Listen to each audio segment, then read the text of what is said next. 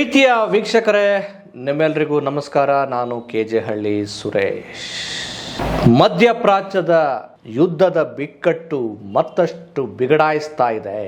ವಿಶ್ವದ ದೊಡ್ಡಣ್ಣ ಅಂತೇಳಿ ಬೀಗ್ತಾ ಇದ್ದಂಥ ಅಮೇರಿಕಾದ ಅಧ್ಯಕ್ಷ ಟ್ರಂಪ್ನ ಕತೆ ಯಾವ ರೀತಿಯಾಗಿದೆ ಅಂದರೆ, ಜಟ್ಟಿ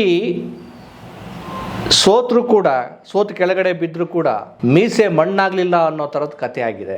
ಈ ನೆತನ್ಯಾಹು ಮತ್ತು ಟ್ರಂಪ್ ಈ ಇಬ್ಬರು ದುಷ್ಟದ್ವಯರ ಕಾರಣಕ್ಕೋಸ್ಕರ ಮಧ್ಯಪ್ರಾಚ್ಯ ಅಶಾಂತಿಯ ತಾಣವಾಗಿ ರೂಪುಗೊಂಡಿರುವುದಲ್ಲದೆ ವಿಶ್ವದ ಬೇರೆ ಬೇರೆ ದೇಶಗಳು ಕೂಡ ಈಗ ತಲ್ಲಣಕ್ಕೆ ಒಳಗಾಗಿವೆ. ಇನ್ನು ಭಾರತದ ಕತೆ ಪರಿಸ್ಥಿತಿ ಮತ್ತಷ್ಟು ಬಿಗಡಾಯಿಸ್ತಾ ಇದೆ, ಕಷ್ಟ ಆಗ್ತಾ ಇದೆ. ಇದರ ನಡುವೆ ನಮ್ಮ ದೇಶದ ಪ್ರಧಾನಿಗಳು, ವಿಶ್ವಗುರು ಅಂತ ಹೇಳಿ ಹೇಳ್ಕೊಳ್ತಿರುವಂತಹ ಪ್ರಧಾನಿಗಳು ಒಂದು ಸ್ಟೇಟ್ಮೆಂಟ್ ಅನ್ನ ಕೊಡ್ತಾ ಇದ್ದಾರೆ. ಏನು ಅಂದ್ರೆ, ಕೋವಿಡ್ ಸಮಯದಂತೆ ಇಡೀ ಭಾರತೀಯರು ಕೋವಿಡ್ ಸಮಯದಂತೆ ಸವಾಲುಗಳನ್ನು ಎದುರಿಸಲು ಸಿದ್ಧರಾಗಿ ಅಂತ ಹೇಳ್ತಿದ್ದಾರೆ. ಈ ಬಗ್ಗೆ ಗಂಭೀರವಾದಂತಹ ವಿಶ್ಲೇಷಣೆಯನ್ನ ಮಾಡೋಣ. ಅದಕ್ಕೂ ಮುಂಚೆ ಸ್ನೇಹಿತರೆ, ನೀವಿನ್ನೂ ನಮ್ಮ ಚಾನಲ್ಗೆ ಸಬ್ಸ್ಕ್ರೈಬ್ ಅನ್ನ ಮಾಡ್ಕೊಳ್ಳದೇ ಇದ್ರೆ ದಯಮಾಡಿ ಸಬ್ಸ್ಕ್ರೈಬ್ ಮಾಡಿ, ಲೈಕ್ ಮಾಡಿ, ಶೇರ್ ಮಾಡಿ, ನಿಮ್ಮ ಅಭಿಪ್ರಾಯಗಳನ್ನು ಕೂಡ ತಿಳಿಸಿ. इस युद्ध के कारण दुनिया में जो कठिन हालात बने हैं, उनका प्रभाव लंबे समय तक बने रहने की आशंका है. इसलिए हमें तैयार रहना होगा, हमें एकजुट रहना होगा.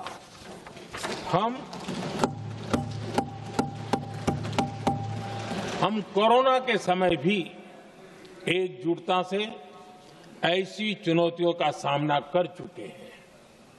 अब हमें फिर से उसी तरह तैयार रहने की. ಯುದ್ಧದ ಕಾರ್ಮೋಡ, ಯುದ್ಧದ ಭೀಕರತೆ ಒಂದು ಕಡೆ, ಈ ನೆತನ್ಯಾಹು ಮತ್ತು ಟ್ರಂಪ್ನ ಈ ಅನೈತಿಕತೆಯ ಯುದ್ಧದ ಭೀಕರತೆ ಇನ್ನೊಂದು ಕಡೆ, ನಮ್ಮ ವಿಶ್ವಗುರು ಅವರ ಸ್ಟೇಟ್ಮೆಂಟ್. ಅವ್ರು ಏನು ಹೇಳ್ತಿದ್ದಾರೆ, ಕೋವಿಡ್ ಸಮಯದಂತೆ ಇಡೀ ಭಾರತೀಯರು ಮತ್ತಷ್ಟು ಸವಾಲುಗಳನ್ನು ಎದುರಿಸಲು ಸಿದ್ಧರಾಗಿ. ಅಂದ್ರೆ ಕೋವಿಡ್ ಸಮಯದಲ್ಲಿ ಎಂಥ ಸಾವು ನೋವುಗಳು, ಆತಂಕ, ಬಿಕ್ಕಟ್ಟು, ನೋವು, ಯಾತನೆ, ನರಕ ಎಲ್ಲವನ್ನು ನಮ್ಮ ಭಾರತೀಯರು ನೋಡಿದ್ರು. ಅದರಲ್ಲೂ ಕೂಲಿ ಕಾರ್ಮಿಕರು, ಬಡವರು, ತಳವರ್ಗದವರು, ಅಲೆಮಾರಿಗಳು, ಅವತ್ತಿನ ಅನ್ನವನ್ನ ಅವತ್ತೇ ತಿನ್ನುವಂತ ತಳವರ್ಗದ ಜನರು, ಎಷ್ಟೋ ಜನರು ಪ್ರಾಣವನ್ನ ಬಿಟ್ಟು, ಹಸಿವಿನಿಂದ ಪ್ರಾಣ ಬಿಟ್ಟರು.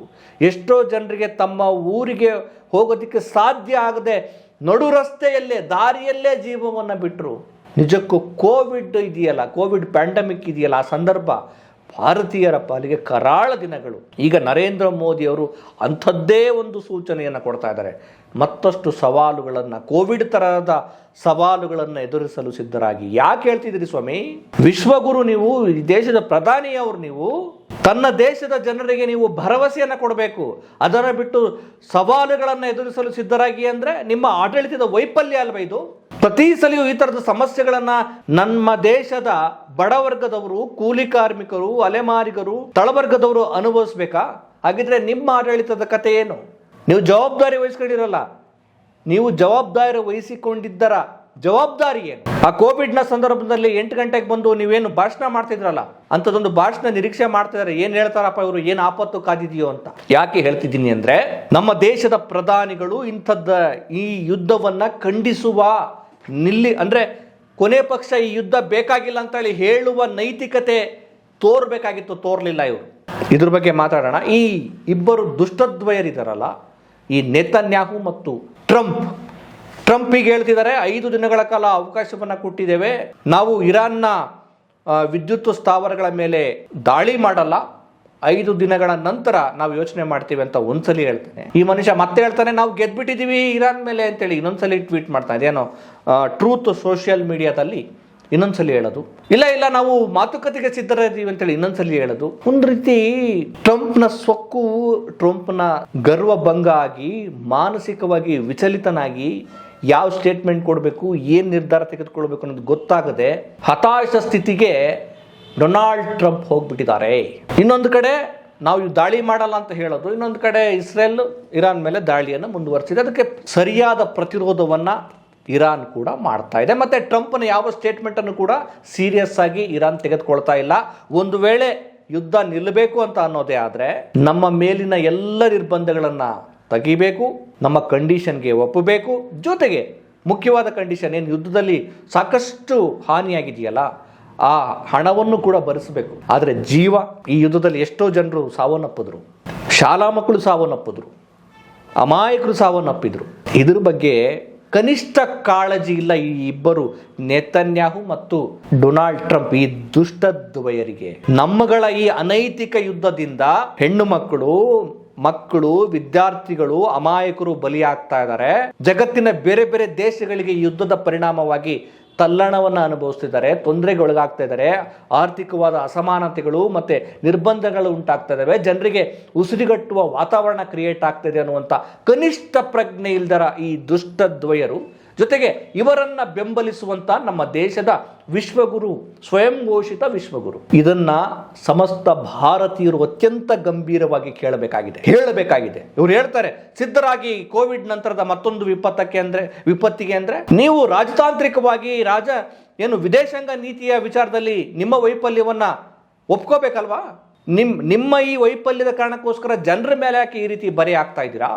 ಈಗ ಇರಾನ್ ಹೇಳ್ತಾ ಇದೆ, ಅವರೊಂದು ಸ್ಟೇಟ್ಮೆಂಟ್ ಕೊಟ್ಟಿದ್ದಾರೆ, ಶತ್ರು ಸಂಪರ್ಕಿತ ಹಡಗುಗಳನ್ನು ಬಿಟ್ಟು ಎಲ್ಲರಿಗೂ ಮುಕ್ತವಾಗಿ ಅವಕಾಶವನ್ನು ಕೊಡ್ತೇವೆ ಅಂತ. ಕೊನೆ ಪಕ್ಷ ನೀವು ನ್ಯೂಟ್ರಲ್ ಆಗಿ ಇರಬೇಕಾಗಿತ್ತು, ಯುದ್ಧವನ್ನು ಖಂಡಿಸಬೇಕಾಗಿತ್ತು. ಯಾಕೆಂದ್ರೆ ಹಂಗೆ ನೋಡಿದ್ರೆ ಇರಾನ್ ನಮ್ಮ ದೇಶಕ್ಕೆ ಬಹುಕಾಲದ ಪ್ರಾಚೀನ ಪರಮ ಮಿತ್ರ. ಆದಾಗ್ಯೂ ಕೂಡ ನಮ್ಮ ಹಡಗುಗಳಿಗೆ ಯುದ್ಧದ ಸಂದರ್ಭದಲ್ಲೂ ಕೂಡ ಸ್ವಲ್ಪ ಅವಕಾಶವನ್ನು ಕೊಡ್ತಾ ಇದ್ದಾರೆ. ಆದರೆ ಇರಾನ್ ಹೇಳ್ತಾ ಇದೆ, ಈಗ ಶತ್ರು ಸಂಪರ್ಕಿತ ಹಡಗುಗಳನ್ನು ಬಿಟ್ಟು ಬೇರೆ ದೇಶಗಳನ್ನ ನಾವು ಫ್ರೀಯಾಗಿ ಬಿಡ್ತಾ ಇದೀವಿ ಅಂತ. ಅವ್ರಿಗೆ ಅರ್ಥ ಆಯ್ತು, ಭಾರತ ನಮಗೆ ಸಂಪೂರ್ಣವಾಗಿ ಬೆಂಬಲಿಸಲಿಲ್ಲ. ಬ್ರಿಕ್ಸ್ ನ ಭಾಗವಾಗಿರುವಂತ ಇರಾನ್ ಮೇಲೆ ದಾಳಿ ಆದಾಗ ಈಗ ಈ ಸಲ ಬ್ರಿಕ್ಸ್ ನ ಅಧ್ಯಕ್ಷತೆ ಭಾರತಕ್ಕೆ ಬರ್ತಾ ಇದೆ. ಒಂದು ಜವಾಬ್ದಾರಿ ಇರಬೇಕಾಗುತ್ತೆ. ವಿಶ್ವಗುರು ಅಂತ ಹೇಳ್ಕೊಂಡ್ಬಿಟ್ರೆ ಅಲ್ಲ, ಯುದ್ಧ ಯಾವ ದೇಶಕ್ಕೂ ಒಳ್ಳೆಯದಲ್ಲ. ಯುದ್ಧಗಳಾದ್ರೆ ಈ ರೀತಿ ಒಂದು ವೇಳೆ ಇರಾನ್ ಮೇಲೆ ದಾಳಿ ಆದಾಗ ನಮ್ಮ ದೇಶ 80% LPG ಆ ದೇಶವನ್ನ ಡಿಪೆಂಡ್ ಆಗಿದೆ. ಪೆಟ್ರೋಲ್, ಡೀಸೆಲ್ ಆ ದೇಶದಿಂದಲೇ ನಮಗೆ ಬರಬೇಕಾಗಿದೆ. ಯುದ್ಧ ಆದರೆ ನಮ್ಮ ದೇಶಕ್ಕೆ ಬಹಳ ತೊಂದರೆ ಆಗತ್ತೆ, ನಮ್ಮ ದೇಶದ ಜನರಿಗೆ ತೊಂದರೆ ಆಗುತ್ತೆ ಅನ್ನುವಂಥ ವಿವೇಕ ಇಲ್ಲದೇ ಇದ್ದರೆ ನೀವು ಹೇಗೆ ವಿಶ್ವಗುರು ಬೇಡ, ಭಾರತಕ್ಕೆ ನಿಮ್ಮ ಒಂದು ಜವಾಬ್ದಾರಿಯುತ ಪ್ರಧಾನಿ ಆಗೋದಕ್ಕೆ ಹೇಗೆ ಸಾಧ್ಯ? ಭಾರತೀಯರು ಈ LPG ಸಮಸ್ಯೆ ಮತ್ತು ಪೆಟ್ರೋಲ್, ಡೀಸೆಲ್ ಇವೆಲ್ಲ ಬೆಲೆ ಏರಿಕೆ ಜಾಸ್ತಿ ಆಗ್ತಾ ಇದೆ. ಈಗ ರೈತರಿಗೆ ಸಮಸ್ಯೆ ಶುರುವಾಗುತ್ತೆ, ಯೂರಿಯಾ ಸಮಸ್ಯೆ ಶುರುವಾಗುತ್ತೆ. ಮಳೆಗಾಲದ ಹೊತ್ತಿಗೆ ನಮ್ಮ ದೇಶಕ್ಕೆ, ನಮ್ಮ ರೈತರಿಗೆ ಬಿತ್ತನೆ ಮುಂಗಾರನ್ನು ಶುರು ಮಾಡೋದಕ್ಕೆ, ಕೃಷಿ ಚಟುವಟಿಕೆ ಮಾಡೋದಕ್ಕೆ ಯೂರಿಯಾದ ಅಭಾವ ಶುರುವಾಗುತ್ತೆ. ಇದರ ಬಗ್ಗೆ ಇವರು ಏನು ಕ್ರಮ ತೆಗೆದುಕೊಂಡಿದ್ದಾರೋ ಗೊತ್ತಿಲ್ಲ. ಒಟ್ಟಾರೆ ಇವರ ಆಡಳಿತದ ವೈಫಲ್ಯದ ಕಾರಣದಿಂದಾಗಿ, ಇವರ ಅನೈತಿಕ ಯುದ್ಧದ ಕಾರಣಕ್ಕೋಸ್ಕರ ಇಂಥ ಅನೈತಿಕ ಯುದ್ಧವನ್ನು ಖಂಡಿಸಬೇಕಾಗಿದ್ದಂಥ ನಮ್ಮ ಜವಾಬ್ದಾರಿ ರಹಿತ ಪ್ರಧಾನಿಗಳು ಈಗ ಆ ಯುದ್ಧದ ಎಲ್ಲಾ ಬಿಸಿಯನ್ನ ನಮ್ಮ ದೇಶದ ಜನರಿಗೆ ಹೇಳೋದಕ್ಕೆ ಹೊರೆ ಮಾಡೋದಕ್ಕೆ ಹೊರಟಿದ್ದಾರೆ. ನೀವು ಸಿದ್ಧರಾಗಿ ಅಂತ ಅಂದ್ರೆ ಸಾಯಿರಿ ಅಂತನ. ಕೋವಿಡ್ ನ ಸಂದರ್ಭದಲ್ಲಿ ಶ್ರೀಮಂತರು ಬದುಕೊಂಡ್ರು, ಬಡ ಜನರ ಬದುಕು ಎಷ್ಟು ಹೀನಾಯ ಆಯ್ತು, ಎಷ್ಟು ದಮನ ಆಯ್ತು ಅಂತ ಗೊತ್ತಿಲ್ವಾ ನಿಮಗೆ? ನಮ್ಮ ದೇಶದ ವಿದೇಶಾಂಗ ನೀತಿ ಯಾವ ಮಟ್ಟಕ್ಕಿದೆ, ಯಾವ ಮಟ್ಟದಲ್ಲಿತ್ತು ಮೊದಲು, ಈಗ ಯಾವ ಮಟ್ಟಕ್ಕೆ ಕುಸಿದಿದೆ, ನಮ್ಮ ರೂಪಾಯಿ ಮೌಲ್ಯ ಯಾವ ಮಟ್ಟಕ್ಕೆ ಡಾಲರ್ ಎದುರು ಕುಸಿದೋಗಿದೆ, ಯುದ್ಧದಿಂದ ನಮ್ಮ ದೇಶದ ಜನರಿಗೆ ಯಾವ ರೀತಿ ತೊಂದರೆ ಆಗುತ್ತೆ ಅನ್ನುವಂಥ ವಿವೇಚನೆ ಇರಬೇಕಾಗಿತ್ತಲ್ಲ. ಸೊ ಒಟ್ಟಾರೆ ಭಾರತಕ್ಕೆ ಬಹಳ ಕೆಟ್ಟ ದಿನಗಳು ಬರುವ ಸೂಚನೆಗಳನ್ನು ಇವರೇ ಕೊಟ್ಟಿದ್ದಾರೆ. ಈ ಅನೈತಿಕ ಯುದ್ಧವನ್ನು ಜಗತ್ತಿನ ಎಲ್ಲ ಪ್ರಜ್ಞಾವಂತ ದೇಶಗಳು ಖಂಡಿಸಬೇಕು, ನಿಲ್ಲಿಸಬೇಕು. ಈ ಇಬ್ಬರು ದುಷ್ಟದ್ವಯರ ಕಾರಣಕ್ಕೋಸ್ಕರ ಜಗತ್ತಿನ ಬೇರೆ ಎಲ್ಲ ಜನರು ತಲ್ಲಣಿಸಿ ಹೋಗಿದ್ದಾರೆ, ತತ್ತರಿಸಿ ಹೋಗಿದ್ದಾರೆ. ಆದಷ್ಟು ಬೇಗ ಯುದ್ಧ ನಿಲ್ಲಲಿ. ಮತ್ತೆ ಈ ಟ್ರಂಪ್ನ ತರಹದ, ಈ ನೇತಾನ್ಯಾಹು ತರಹದ ಸೊಕ್ಕು ಇನ್ನು ಕಡಿಮೆ ಆಗಿ ಜಗತ್ತಿನ ದೇಶಗಳು ಕೂಡ ಸ್ವತಂತ್ರವಾಗಿ ಆಡಳಿತವನ್ನ ನಡೆಸುವಂತಹ ಇಂಥ ದುಷ್ಟ ಕೃತ್ಯಗಳನ್ನು ಖಂಡಿಸುವಂತ ಒಂದು ಒಗ್ಗಟ್ಟು ಬರಬೇಕು. ಈಗ ನೋಡಿ, ನ್ಯಾಟೋ ಅದನ್ನು ಖಂಡಿಸಿದೆ. ಅದೇ ರೀತಿ ಎಲ್ಲ ದೇಶಗಳು ಕೂಡ ಇದನ್ನು ಖಂಡಿಸುವಂಥ ಕೆಲಸಗಳನ್ನು ಮಾಡುವಂಥ ಆಶಯದೊಂದಿಗೆ ಮತ್ತೊಂದು ಸ್ಟೋರಿಯೊಂದಿಗೆ ನಿಮ್ಮನ್ನು ಭೇಟಿ ಮಾಡ್ತೇನೆ. ನಮಸ್ಕಾರ.